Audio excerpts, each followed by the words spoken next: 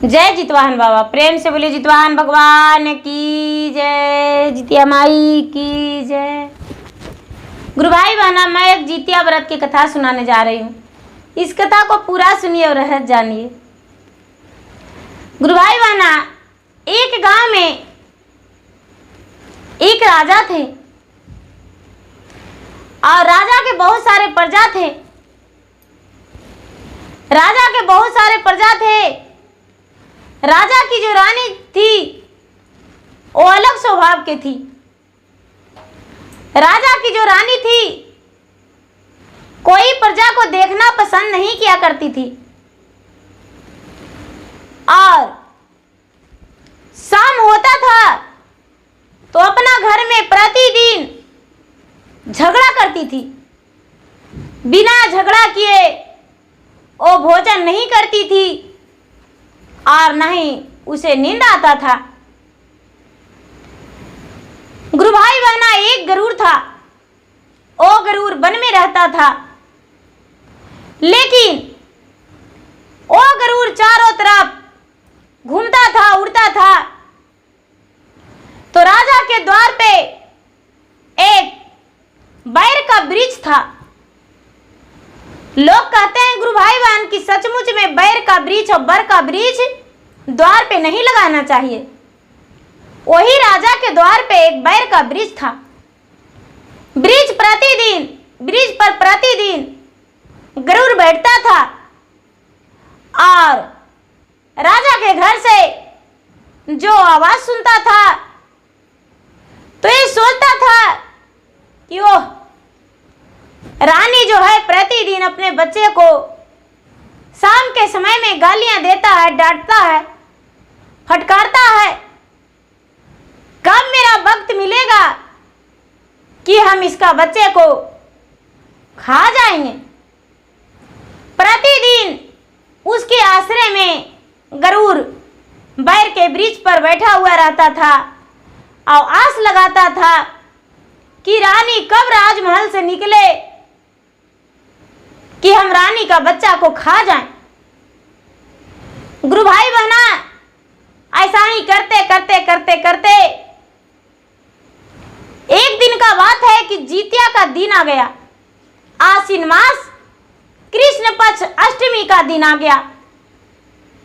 सारा लोग रानी का द्वार पर गए और कहने लगे, रानी साहब, हम लोग तो जितिया भूखे हैं, क्या आप जितिया नहीं भूखे हैं? रानी बोली, हाँ, हम तो जितिया भूखे हैं, हम जाएंगे गंगा स्नान। राजा बोले, हे रानी साहब, आप महल की रानी हैं और आप क्या पैदल जाएंगे स्नान करने नदी के पास पूजा करने? आपके लिए मैं डोली और कहार की व्यवस्था करती हूं। रानी बोली, नहीं राजा साहब, मैंने तो सारा दिन लड़ाई झगड़ा, गाली, हर प्रकार के टेंशन करते हैं, लेकिन आज के दिन मैंने अपने बच्चों के लिए उपवास रखा हूं, निराहार व्रत रखा हूं।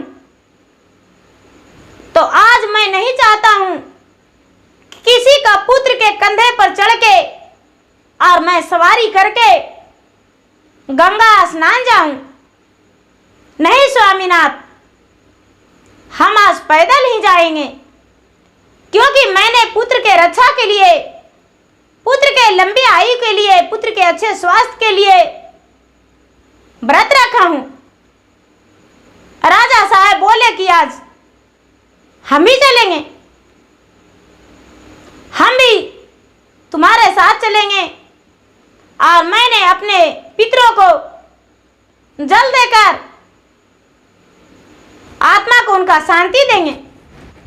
राजा भी रानी के साथ गंगा स्नान चले गए। बहन जी, जब सारे लोग राजा के प्रजा जितना थे सब गंगा स्नान गए नदी के पास, तो सारा लोग मिलकर पूजा पाठ करने लगे और पूजा पाठ करके और भगवान को ध्यान लगाकर कथा कहानी सुनने लगे। कथा कहानी जब सुनने लगे तो सुनते सुनते उनका समय बीत गया। एक गरुड़ जो पक्षी राज थे और राजा के द्वार पे जो बैर का वृक्ष था, बैर का वृक्ष पे बैठकर और राजा के पुत्र और पुत्री पे आस लगा दिया कि राजा और रानी आज दोनों महल छोड़कर आज चले गए हैं, उनका पुत्र और पुत्री को आज हम खा जाएंगे। गुरु भाई बहना, उसी समय राजा के पुत्र अपने द्वार पे खड़ा हो गया और गरुड़ राज उसे झपेटने का कोशिश किए। तभी जितवाहन भगवान वहां प्रकट होकर खड़े हो गए और गरुड़ राज को अपना शरीर अर्पित कर दिए। गरुड़ राज को अपना शरीर अर्पित कर दिए। गरुड़ राज ने जितवाहन भगवान को शरीर पाकर बड़ा प्रसन्न हो गया और उनको खाने का जब कोशिश किया तो उनका शरीर में चोंच तो मरा ही नहीं रहा था, चोंच नहीं मरा रहा था। वहां से दूर लेकर चला गया और खाने का कोशिश किया तो उसमें चोंच से मांस निकलने नहीं रहा था। तो गरुड़ राज कहते हैं कि आखिर राजा के पुत्र का शरीर क्या पत्थर का है, जो कि इसमें से तो मांस निकल ही नहीं रहा है। जितवाहन भगवान कहते हैं कि हे मूर्ख पक्षीराज, मैं राजा का पुत्र नहीं हूं, मैंने जितवाहन हूं।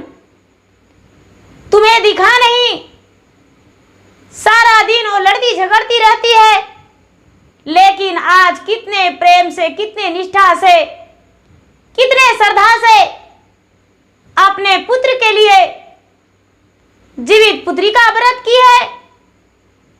तो क्या आज हम उसका बच्चे को मरने देंगे और तुम्हें भोजन करने देते? नहीं, ऐसा नहीं हो सकता है। खाना है तो मेरा शरीर खा जाओ। इतना सुन गरुड़ राज क्षमा मांगने लगे और कहने लगे कि हे जितवाहन महाराज, तो क्या आप संसार में सबको पुत्र पे दया बरसाते हैं, सबको पुत्र का रक्षा करते हैं? कहने लगे जितवाहन महाराज, हाँ, मैंने सबका पुत्र को रक्षा करता हूं। कोई भी प्राणी मेरा जो व्रत में है उसका संतान का हम रक्षा करते हैं। जैसे में तुम्हें तो लगा कि ये रानी तो प्रतिदिन अपने बच्चे को गाली देती है, लेकिन क्या आज गाली दी? आज अपने बच्चे के रक्षा के लिए व्रत की है। इसीलिए ये जो व्रत है जीवित पुत्री का व्रत है, तो भला हम कैसे उसको प्राण दंड देने देते। अब इतना कहते ही गरुड़ राज ने क्षमा मांगने लगे और कहने लगे कि हे महाराज, मुझे जाने का आज्ञा दीजिए। अब जाने का गरुड़ राज को आज्ञा दे दिए। गरुड़ राज फिर से वही बैर वृक्ष पे बैठकर और प्रतकाली पढ़ने लगा। रानी उधर से आई तो चारों तरफ देखने लगी कि आखिर कौन है जो इतने मीठे मीठे शब्दों में बात कर रहा है, कौन आखिर बोल रहा है। एक गरुड़ बोलता है, क्या ये राजा क्या राजा है, द्वार पे अपने सजा लगा दिया है बैर का वृक्ष। मैंने तो रानी जो रानी क्या रानी है, प्रतिदिन झगड़ा करती है, प्रतिदिन शाम का समय में अपने पुत्रों को पति को बात क्या करती है। मैं तो आस लगा लिया था कि इसका पुत्र को हम खा जाएंगे, लेकिन इन्हें जीवित पुत्री का व्रत करके अपना पुत्र को बचा लिया। लेकिन बैर का पेड़ तो बैर ही रहेगा, बैरी ही सजा रहेगा। राजा रानी दोनों इस बात को सुनकर इधर उधर देखने लगे। जब देखते हैं तो गरुड़ राज पे नजर पड़ गया। राजा ने गरुड़ राज को प्रणाम करके पूछे कि हे गरुड़ राज, आप मीठे मीठे स्वर में क्या बोलते हैं? राजा से बोले गरुड़ राज, हे राजा, हे रानी, मैंने आपका बच्चा को आज खाने आया था, लेकिन जितवाहन भगवान की कृपा से आज तुम्हारा बच्चा जीवित है। आज तुम्हारा बच्चा को एक बाल भी बांका नहीं कर पाए हैं। जैसा ही मैंने तुम्हारा बच्चे का खाने का कोशिश किया, उसी क्षण जितवाहन भगवान समय आकर अपना बालक रूप बनके अपना शरीर अर्पित कर दिए। और मैं जब उन्हें खाने लगे तो उनका शरीर से मांस नहीं निकला। तो पूछे तो उन्होंने बोले कि मैं जितवाहन हूं, और जिस रानी का बच्चे का तूने खाने का कोशिश कर रहा था वो तो जीत्या व्रत में है, और उसका बच्चा को तुम कैसे खा सकते हो? हे राजा, तेरा बच्चा का मृत्यु तो टल गया, लेकिन द्वार का जो ये कांटे लगा रखा है इसे हटा देना। ये जो द्वार का कांटे है, तेरा घर में कांटे चुभता है। राजा ने सवेरे होते ही बैर का वृक्ष का कटवाकर और फूल का वृक्ष वहां पे लगा दिए। और जब फूल का वृक्ष लगाए तो राजा के घर में सुख शांति मिल गया। रानी कभी कोशिश नहीं की कि हम राजा से झगड़ा करें। राजा अपने बच्चे को ऊंचे आवाज में बोले, और रानी और राजा दोनों मिलजुल कर रहने लगे, अपने बच्चे के साथ खुश रहने लगे। और जीवित पुत्री का व्रत रानी करते रह गई और दूसरों को शिक्षा देने लगी कि जो भी जीवित पुत्री का व्रत करते हैं, जो सप्तमी के नहाय खाए, आश्विन मास कृष्ण पक्ष सप्तमी के दिन नहाय खाए और कृष्ण पक्ष अष्टमी के दिन पूरा दिन निराजल उपास जो मां रहती है, और नवमी के दिन जो पारण करते हैं, उनका बच्चे का दीर्घायु होती है। दीर्घायु मतलब लंबा आयु, उसका जिंदगी में कोई ऐसा आफत विपत नहीं आता, आता भी तो टल जाता है, और भगवान उसे रक्षा करते हैं। मैंने तो गलत करता था, लेकिन मेरा पुत्र का जितवाहन भगवान बचा लिए। जो नहीं जितिया करते थे वो भी रानी के कहने के अनुसार जीवित पुत्री का व्रत करने लगे, और रानी भी सारा दिन करते रह गई।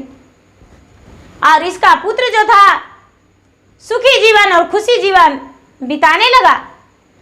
तो गुरु भाई बहना, जो जैसा करते हो वैसा पाते हैं। रानी बोलती थी, डांटती थी जरूर, लेकिन अपने के बच्चे के लिए श्रद्धा से भक्ति से व्रत किया करती थी, और भगवान की कृपा से उसका बच्चे का भगवान ने रक्षा किया। तो गुरु भाई बहना, मेरा वीडियो अच्छा लगे तो इसे लाइक कीजिए, शेयर कीजिए, सब्सक्राइब कीजिए। धन्यवाद। जय चितवाहन बाबा।